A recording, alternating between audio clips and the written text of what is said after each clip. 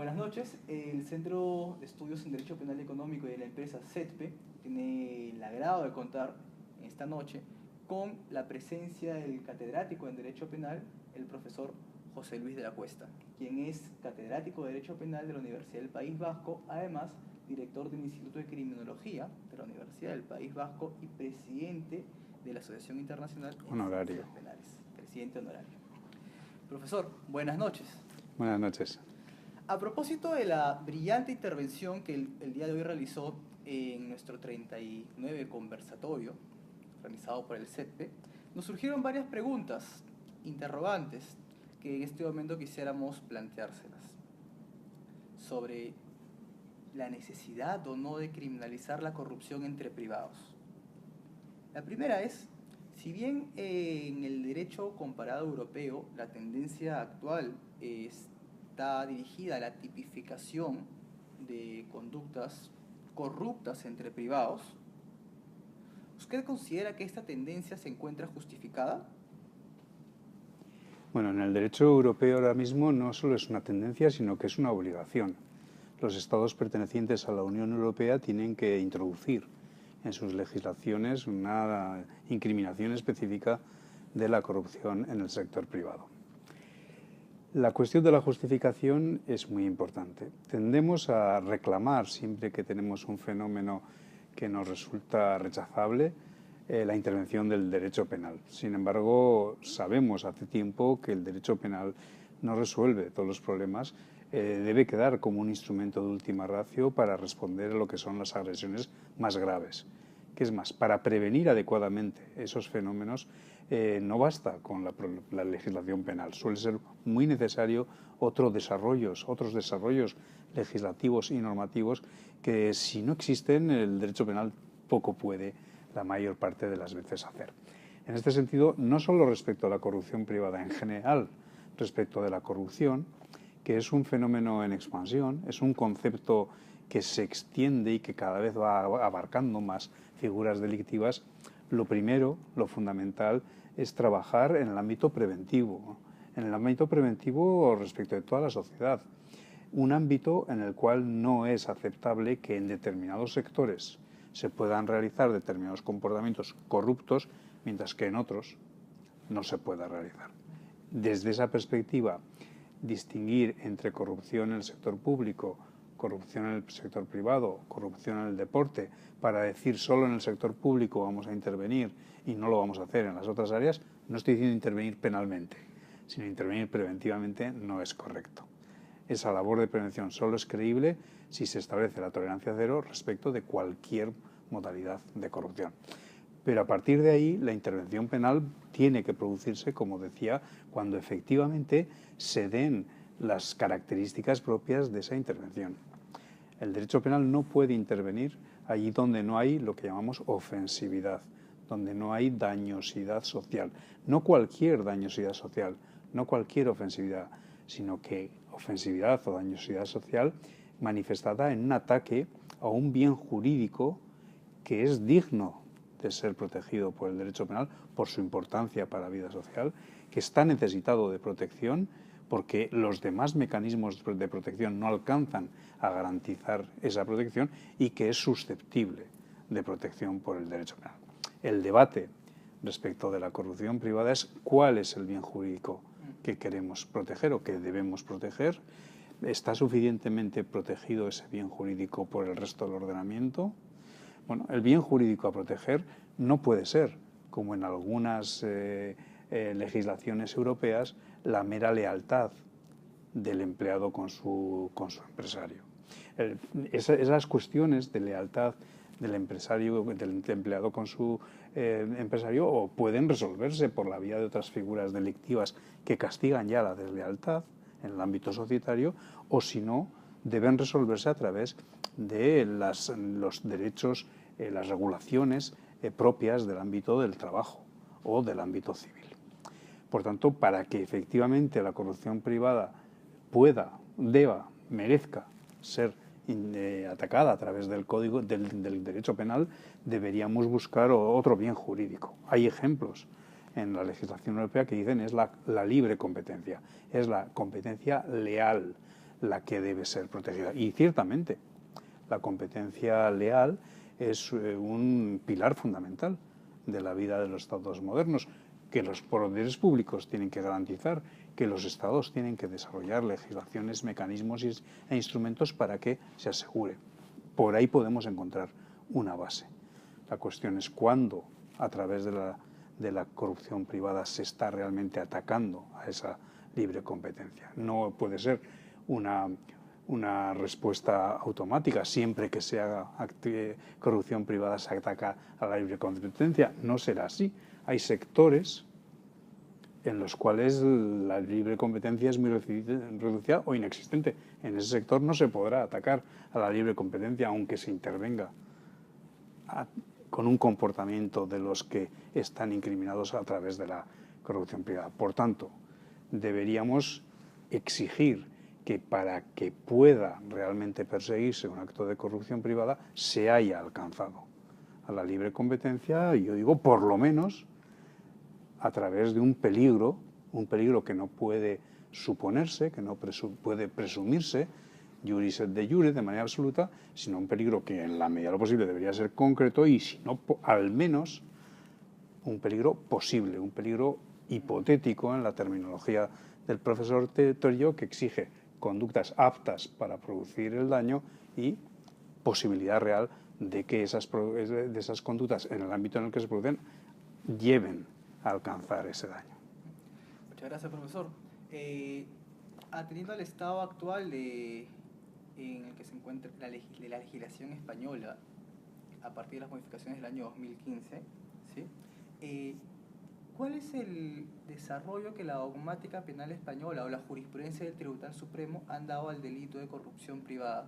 En concreto, nos gustaría saber si el fundamento para criminalizar al corruptor activo, al agente corruptor, y al corruptor pasivo, el corrupto, en el ámbito de la corrupción privada, es el mismo, o es que en cada uno de ellos se violaría, según el desarrollo de la jurisprudencia del Tribunal Supremo y de la dogmática española, algún deber extrapenal diferente. Si partimos de la base que para cuando haya delito de corrupción privada es preciso que se involucre la libre competencia, el fundamento debería ser el mismo.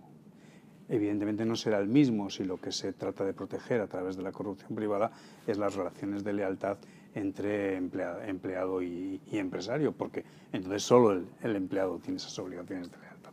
Pero vuelvo a repetir, si, como he dicho al principio, que es mi posición, debe verse involucrada la libre competencia para que efectivamente pueda considerarse constituido el delito de corrupción en el sector privado, entonces el fundamento, tanto para la corrupción activa como para la corrupción pasiva, debería ser el mismo. Profesor, también atendiendo su posición y a la actual regulación de la legislación española, el consentimiento del empresario o el conocimiento y aceptación del acto de corrupción privada opera como una causa de justificación.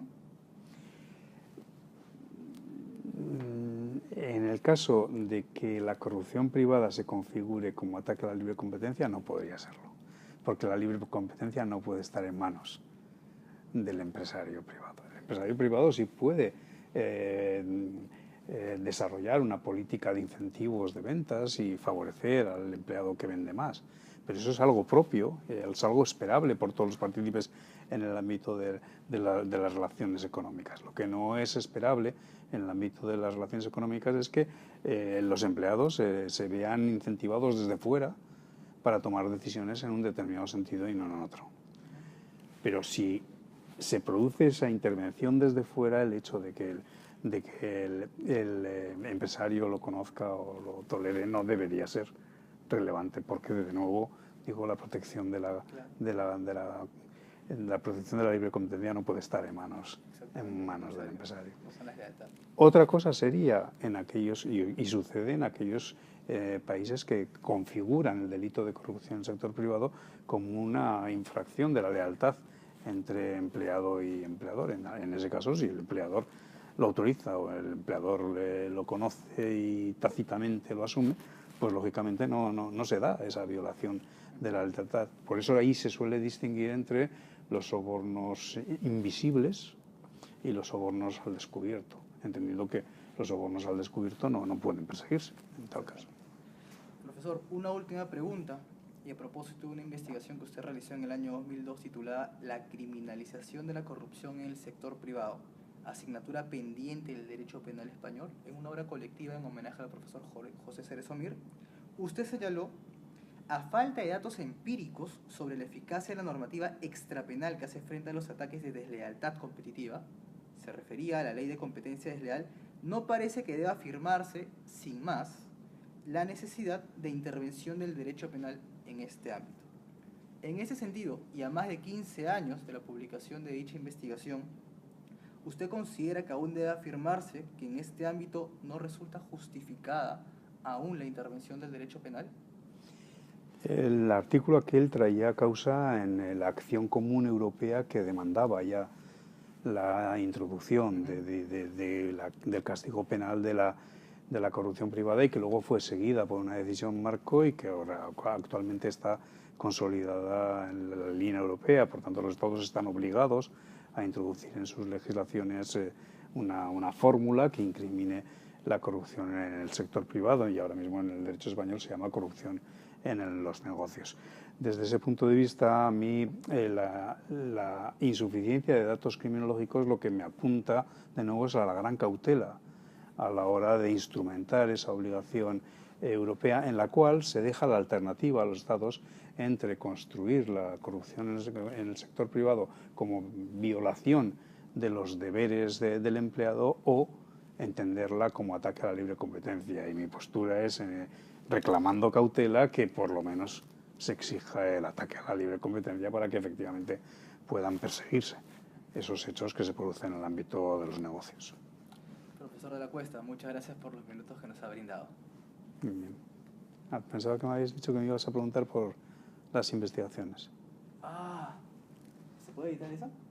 Continúa, ¿sí? O sea, parte de algo y... Profesor de la Cuesta, cambiando de tema, y algo que nos va a interesar a todos los que van a poder ver este video, y a todos los apasionados por el derecho penal, nos gustaría saber actualmente cuáles son las líneas de investigación que sigue el profesor José Luis de la Cuesta, y respecto a esas líneas, si podemos esperar con ansias o expectativas alguna próxima publicación.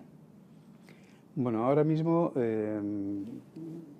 estoy trabajando fundamentalmente en 3 líneas. Llevo una línea de investigación en torno al principio de humanidad, como un principio que a mi juicio debe reivindicarse en derecho penal, y que lleva a pensar que el derecho penal debe estar al servicio del individuo, al servicio de la persona, y a tratar de extraer las consecuencias en los distintos ámbitos, tanto de la teoría del delito como el de la sanción, como incluso respecto a las víctimas, de esa afirmación. A mi juicio, la teoría del bien jurídico, si partimos de un principio personalista, exige que éste se configure de una determinada manera, que se refiera a elementos esenciales de la convivencia que se traducen en posibilidades de participación para la satisfacción de necesidades existenciales humanas. También, desde mi punto de vista, el concepto de imputabilidad y, por tanto, el debate entre libertad, voluntad y determinismo, pues se ve respondido de manera diferente si adoptamos esa posición. Para mí, tratar a un ser como persona es reconocerle por lo menos un marco relativo de libertad y no dar por hecho que actúa siempre determinado. Y de esa manera voy a ir repasando progresivamente lo que son los distintos aspectos de la intervención penal en torno a un principio que frecuentemente se suele reconducir solo al ámbito de las consecuencias jurídicas del delito, por tanto a las penas. También me parece a mí muy importante, desde el punto de vista del principio de humanidad, la reivindicación de la posición de la víctima, de la participación de la víctima en el sistema penal y del acompañamiento y reparación de la misma. Esa es una de las líneas que llevo y en la que desearía publicar una monografía próximamente, aunque bueno, pues voy trabajándola poco a poco. En segundo lugar, en el ámbito del del Instituto Vasco de Criminología, yo dirijo un grupo de investigación que estamos terminando una investigación sobre la repercusión del derecho penal europeo en el derecho español, pasando un poco revista y evaluando el modo en que la legislación penal española va cumpliendo con sus compromisos en el ámbito penal establecidos en el plano europeo. Y ahí sí que este año creo que podremos sacar un volumen con los resultados de esa investigación, donde yo hago una introducción y también aporto pues mi colaboración en el tema del blanqueo, en el tema de la protección penal del medio ambiente. Y en tercer lugar, por destacar, ¿no?, otro proyecto de investigación en el que acabo de entrar, participo en un grupo de investigación con el Max Planck Institute, dirigido por el profesor Albrecht, que se refiere a las consecuencias invisibles o a las sanciones invisibles, las penas invisibles. Bueno, al delincuente que se le considera culpable se le condena a una determinada pena, pero frecuentemente eso lleva consigo unas penas accesorias, llevan unas penas limitativas de derechos que perduran más allá de lo que es la propia duración de la pena principal o de la condena misma. Está todo el tema de los antecedentes penales. Bueno, pues ese grupo trata de trabajar sobre esas consecuencias para hacerlas visibles y para que, bueno, pues a partir de esa visibilidad puedan abordarse, regularse y bueno, pues hacer que funcionen en el marco de lo que debe ser lo propio del derecho penal, con pleno respeto del principio de proporcionalidad y no como elementos descontrolados que siguen produciendo efectos cuando, pues, en principio, una persona ha saldado lo que solemos decir, su deuda con la sociedad. Penas invisibles. Tema muy necesario, profesor. Uh-huh. Muchísimas gracias por el tiempo que nos ha brindado. Ha sido un placer. Muchas gracias. Penas